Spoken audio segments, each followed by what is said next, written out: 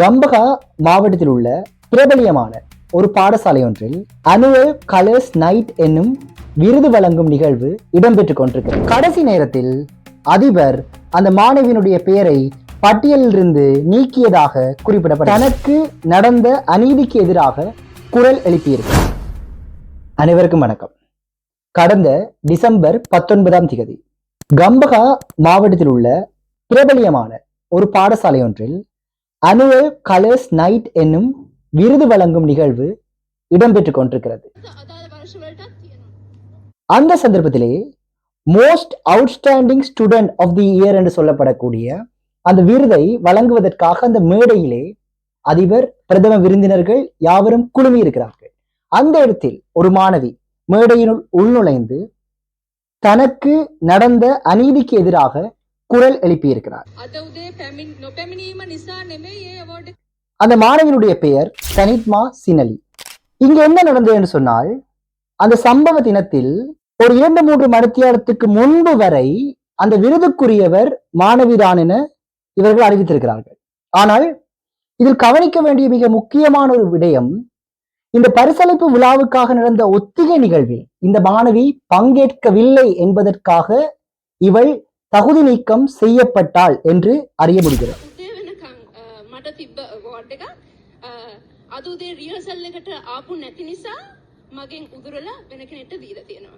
அந்த மாணவி பரீட்சை ஒன்றின் காரணமாக இந்த ஒத்திகை நிகழ்விலே கலந்து கொள்ள முடியாது என ஏற்கனவே ஆசிரியர் ஒருவருக்கு அறிவித்திருக்கிறார். இங்கு நாங்கள் ஒரு விடயத்தை யோசிக்க வேண்டும். பாடசாலையினுடைய பரிசளிப்பு விழாவிற்குரிய ஒத்திகையில் மாணவி பங்கேற்கவில்லை, அதற்குரிய காரணம் என்று சொன்னால் இது நிச்சயமாக தனியார் கல்வி நிலையத்தினுடைய பரீட்சையாக இருக்கக்கூடிய வாய்ப்புகள் அதிகமாகவே இருக்கிறது. அதற்கான ஒரு பழிவாங்கலாக இது இடம்பெற்றிருக்கக்கூடிய வாய்ப்பும் இருக்கிறது. ஆனால் எது நடந்தது என்று தெரியாமல் உறுதியாக கூற முடியாத நிலைமை இங்கு எல்லாருக்குமே இருக்கிறது. ஆகவே இது தொடர்பான ஒரு சுயாதீனமான விசாரணை ஒன்று அவசியம். அடுத்ததாக அந்த மாணவி அந்த மேடையிலே பகிரங்கமாக கூறுகிறாள், எனக்கு கிடைக்காத விருதிற்காக நான் இங்கு பேச வரவில்லை, கிடைக்க வேண்டிய விருதிற்காகத்தான் நான் இங்கு பேசிக் கொண்டிருக்கிறேன்.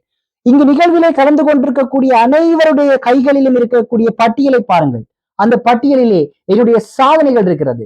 2023 ஆண்டு மாணவ தலைவிகளிலே விளையாட்டுத் துறைக்கு பொறுப்பான தலைவியாக நான் இருந்திருக்கிறேன். ஆகவே இந்த விருதுக்கு நான் தகுதியானவள் என அழகாக கூறுகிறார். அந்த நேரத்திலே அதிபருடைய அறிவுறுத்தலின் பேரில் ஒரு ஆசிரியை அந்த மாணவி பேசிக்கொண்டிருந்த அந்த ஒளிவாங்கியை நிறுத்துகிறார். அதையும் தாண்டி மாணவி மேடையிலே வந்து தன்னுடைய குரல்களை எழுப்பி அங்கு கூடியிருக்கக்கூடிய ஆட்களுக்கு தெளிவாக ஒரு செய்தியை சொல்கிறாள், இந்த விருதுக்கு தான் தான் தகுதியானவள் என்று.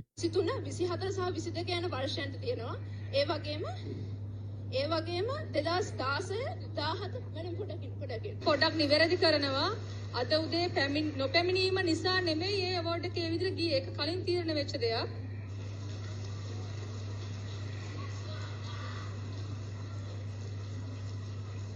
இந்த சம்பவம் நடந்த அதே நேரத்தில் சமகால பகுதியில் இந்த மாணவியை ட்ரெண்ட் ஆகுகின்ற பெயரிலே இன்னொரு மாணவி, அதாவது அந்த நிகழ்வு அன்று தெரிவு செய்யப்பட்ட இன்னொரு மாணவியை கொச்சைப்படுத்தக்கூடிய பதிவுகளை பார்க்கக்கூடியதாக இருக்கிறது. அதுவும் முற்றிலும் தவறானது. ஏனென்றால் அந்த பிரிதொரு மாணவியுடைய கருத்துப்படி பாடசாலையினுடைய குழுவினுடைய பரிந்துரையின் பேரில் தான் தெரிவு செய்யப்பட்டதாகவும் தான் ஸ்விமிங்கில் ஈடுபட்டிருப்பதாகவும் இந்த சினலி என்ற மாணவி வந்து நீச்சல் போட்டியில் ஈடுபட்டிருப்பதாகவும் இருவருக்கும் தகுதி இருக்கிறது என்று சொல்லப்படக்கூடிய கருத்தை அவர் தெரிவித்திருக்கிறார்.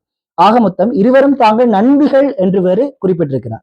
ஆகவே இங்கு நடந்த விடயம் தெளிவானது. பாடசாலை சமூகத்தினால் அந்த மாணவிக்கு எதிராக ஒரு அநீதி இழைக்கப்பட்டிருக்கின்றது என்பது திட்ட தெளிவாக தெரிகிறது. அதே போன்று பாடசாலை மட்டத்திலிருந்து உத்தியோகபூர்வமாக எந்த அறிக்கைகளும் வெளியாகாத போதிலும் அந்த வாட்ஸ்அப் குழுமங்களை சுற்றி பகிரப்பட்ட ஒரு அறிக்கை ஒன்றை வாசிக்க கிடைத்தது.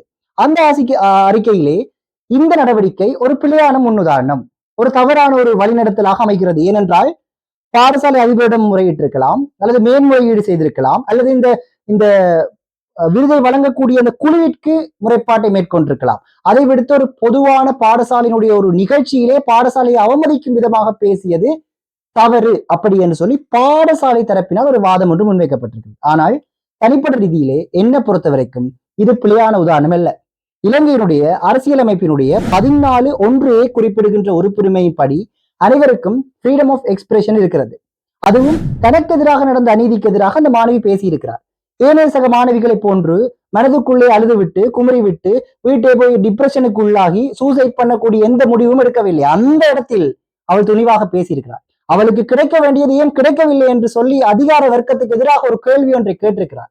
இப்படியே பாடசாலைக்கு இவர்கள் கூறுகின்ற மாதிரி இவர் போய் முறையிட்டு இருந்தால் என்ன நடக்கும் என்று யாவருக்கும் இங்கு தெரியும். இந்த சமூகம் ஏதேச்சிகரமாக, அதாவது அதிகாரத்துக்கு கீழ்ப்பட்டு தான் அமைந்திருக்கிறது. அதிகார வர்க்கம் சொல்லுகின்ற கதைகளைத்தான் உண்மை என்று நம்பி உலகி வாழக்கூடிய மாணவ சமூகம், ஆசிரியர் சமூகம் தான் இங்கு இருக்கிறது. யாருமே அதிகார வர்க்கத்துக்கு எதிராக குரல் கொடுக்க இங்கு தயாராக இல்லை. ஏனென்றால் குரல் கொடுப்பவர்கள் எல்லாம் அடித்து நொறுக்கி அழித்து கொண்டிருக்கக்கூடிய வேலையைத்தான் இந்த அதிகார வர்க்கமும் செய்து கொண்டிருக்கிறது. ஆகவே அதிகார வர்க்கத்துக்கு எதிராக ஒருத்தி குரல் கொடுத்தால் அவளை இந்த மீடியா சரியாக இந்த உலகத்துக்கு வெளிச்சம் போட்டு காட்டியது. ரியல் ஃபெமினிஸ்டாக நான் சினாலி அவர்களை பார்க்கிறேன். அதே நேரத்திலே இந்த கதையில ஒரு முக்கியமான ஒரு ஸ்டோரி இருக்கிறது. என்ன ஸ்டோரி என்றால் மோரல் ஆஃப் தி ஸ்டோரி என்று கூறுவார்களே, அந்த மோரல் ஆஃப் தி ஸ்டோரி சென் ஜெனரேஷன் நீங்கள் நினைப்பது மாதிரி இல்லை. நீங்கள் அடுக்கடுக்காக சென் ஜெனரேஷன் மீது குற்றங்களை வைக்கிறீர்கள், குறைபாடுகளை வைக்கிறீர்கள். ஆனால் தங்களுடைய அநீதிக்கு தாமதிக்காமல் குரல் எழுப்பக்கூடிய ஒரு தகுதியை, ஒரு வேகத்தை இந்த சென் ஜெனரேஷன் கொண்டிருக்கின்றது என்பதுதான் ஒரு முக்கியமான விடயம். கடந்த காலங்களிலே எங்களுக்கும் இப்படியான அநீதிகள் பாடசாலை மட்டத்திலே இடம்பெற்றிருந்தது. சமத்துவத்தை பேண வேண்டிய பாடசாலைகள் பலதும் இது தவறுகளை விட்டிருந்தது. ஆகவே ஒவ்வொருவர் மனதிலும் ஏதோ ஒரு குறைகள் அமைந்திருக்கும். அந்த குறைகளுக்கெல்லாம் மருந்தாக இவருடைய இந்த பதில் அமைந்திருக்கிறது என்பது அனைவருடைய கவனத்தையும் ஈர்த்து அனைவருக்கும் ஒரு மன சந்தோஷத்தையும் நிம்மதியும் தந்திருக்கிறது. ஆகவே இந்த சமூகத்திலே ஒரு விடயத்தை நீங்கள் அடைய வேண்டும் என்றால் சொன்னால் எந்த அநீதிக்கு எதிராகவும் குரல் கொடுங்கள். ஏனென்றால் இந்த சமூகம் என்ன சொல்லும், நாளை இந்த சமூகம் என்ன கதைக்கும் என்ற எண்ணம் எங்களுக்கு தேவையில்லை. ஏனென்றால் சமூகம் கலைத்துக் கொண்டுதான் இருக்கும். எங்களுடைய அநீதிக்காக நாங்கள் தான் குரல் கொடுக்க வேண்டும். நன்றி.